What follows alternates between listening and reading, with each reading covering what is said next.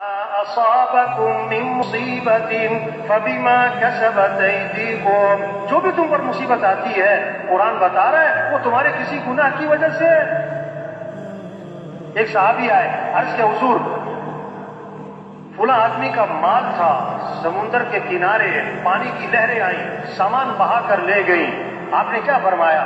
جو مال بھی ضائع ہوتا ہے خشکی میں یا تری میں وہ زکوٰۃ روکنے کی وجہ سے، زکوٰۃ نہیں دی ہو۔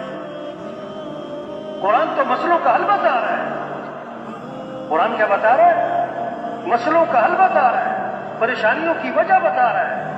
پہلی قوموں پر عذاب کیوں آیا ہے؟ اللہ نے ایک وجہ بتائی ہے، ساری قوموں پر عذاب کی قرآن میں ایک ہی وجہ بتائی ہے، فَكُلًّا أَخَذْنَا بِذَنبِهِ، ہم نے ان سب کو پکڑا ان کے گناہوں کی وجہ سے۔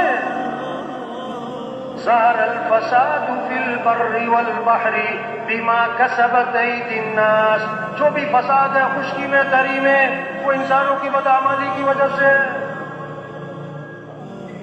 جب زکوٰۃ نہیں دیں گے اللہ بارشیں روک لے گا،